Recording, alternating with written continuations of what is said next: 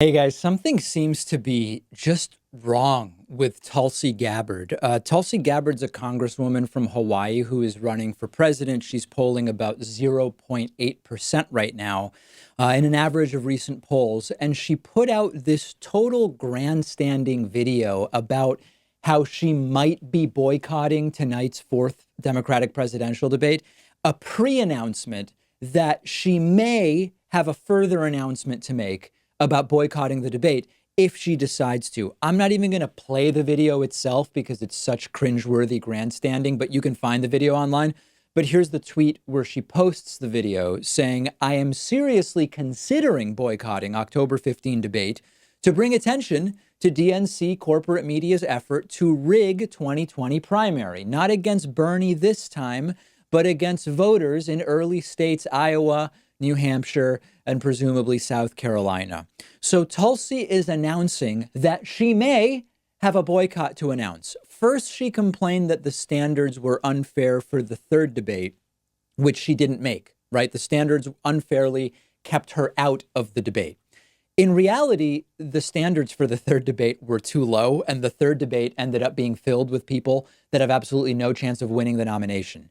Now she makes the fourth debate, qualifies for the fourth debate, and she might boycott. But instead of just announcing a boycott, she announces that she's considering a boycott. It's the most boring attention trolling and grandstanding. And it's stunning that her followers are actually seeing this as principled and sort of powerful in some bizarre way. I looked around a little bit at comments about her pre-announcement announcement. And the Tulsi sycophants are just titillated by this video and the threat to boycott. The DNC's rules have nothing to do with her having no chance at this nomination. She never had a shot. She plays coy with Republican framing of the issues.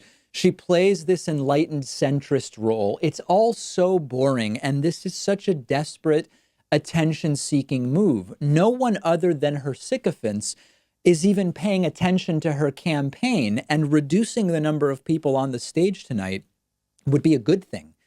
I hope she boycotts the debate. I don't think she will, but it would make the debate more watchable, and maybe it would allow us to learn a little more about the positions of the candidates that actually have a shot. And here she is sort of threatening to boycott, but not just saying I'll boycott it. Never mind that it would be much more useful. I mean, listen, if I were her and I had this position about how it's all rigged again, and I'll address that in a second, I think the best thing to do would be show up at the debate and talk during the debate about how you believe it to be rigged, right? Rather than a Twitter video where you talk about you might subsequently announce that you are boycotting it because as you see it, it is rigged. I hope she does boycott just to get her off the stage. But I don't think that she's going to. Now, as far as the DNC is a bad actor, of course the DNC is a bad actor. They were a bad actor in 2016.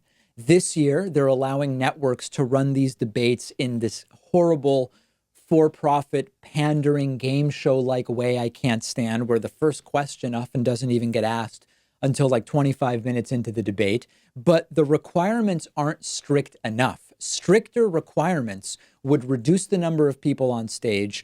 They would get us more speaking time for the people that actually have a shot. We're just a few months from the first votes being cast, and it would be great to actually clear the stage a little bit. But there are, there are plenty of criticisms that you can make of the DNC, but Tulsi's polling at 0.8%.